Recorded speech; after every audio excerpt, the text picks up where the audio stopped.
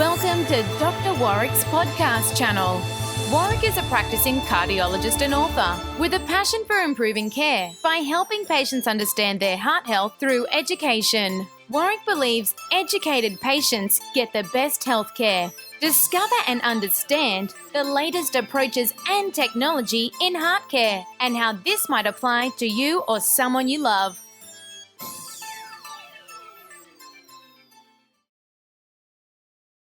Hi, my name is Doctor Warrick Bishop and I'd like to welcome you to my podcast station and my videocast station and of course to the Healthy Heart Network.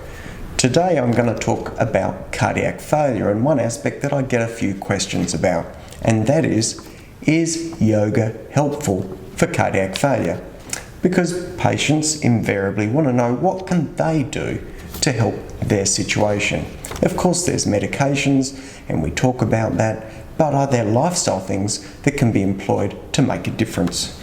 Well, we know exercise is valuable, so there's no question exercise in cardiac failure has been shown to be beneficial, but what about yoga? We know that there are aspects to yoga that might end up being beneficial for cardiac failure.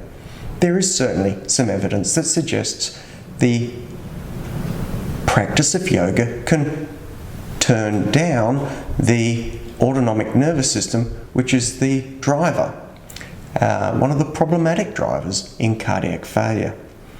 We also know that yoga improves strength in the legs, improves flexibility, and improves quality of life. So if we can down-regulate the sympathetic nervous system, slowing all those fight and flight responses down, that's got to be a good thing. And if we can make people move better and feel better, that sounds like it's got to be a good thing as well. So we know that there's benefit in exercise. There's no question about that. And we know that even the practice of yoga does correlate with the benefit of exercise equivalence. We also know that yoga offers a mental benefit by decreasing the stress that people feel, decreasing that sympathetic nervous system drive. We know that because we've seen studies where yoga practice can decrease the recurrence of atrial fibrillation. Unbelievably, it can even reduce the frequency of discharge of shock from implantable defibrillators. So yoga, good for your head, good for your heart. We did find a paper that's referenced about 17 specific studies where they've looked at yoga and heart failure, and then many other studies looking at yoga and cardiovascular disease, including blood pressure. There's plenty of data to support that yoga can lower blood pressure. And the reason that we think it can lower blood pressure is because of the interplay between yoga and the parasympathetic/sympathetic nervous system.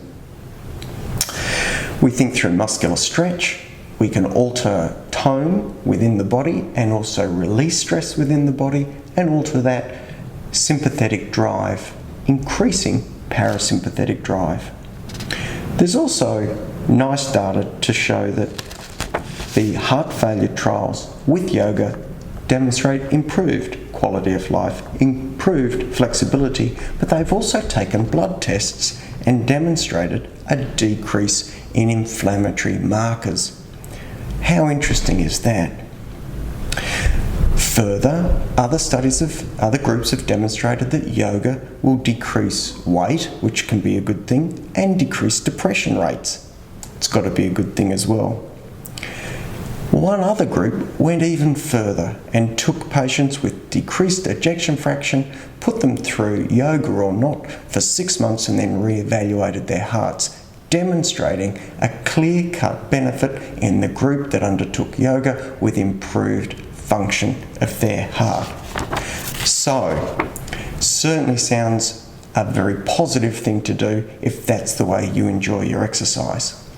We think of yoga as altering the vagal tone, so the slowing down mechanism of the autonomic nervous system. It reduces stress, it improves stretch and strength in the legs. We see this down-regulating the parasympathetic nervous system and improving some of these inflammatory factors within the blood. Certainly, these studies demonstrate improved heart rate variability, improved blood pressure, a lowering of heart rate, decreased inflammatory markers, better sleep, and an improved quality of life. So, if you've got impaired left ventricular function, and even if you don't, exercise is a great thing. But if you choose your exercise with yoga and bring that mental process, stretch and relaxation, then there's a very good chance you'll be getting an added benefit. So I'll let you meditate on that. I hope I've given you some interesting stuff to think about. As always, if you have any questions, drop us a note. If you have any suggestions for future podcasts, again, please let us know. As always, I'd like to wish you the very best, and until next time, please don't die from a heart attack. Goodbye. You have been listening to another podcast from Dr. Warrick.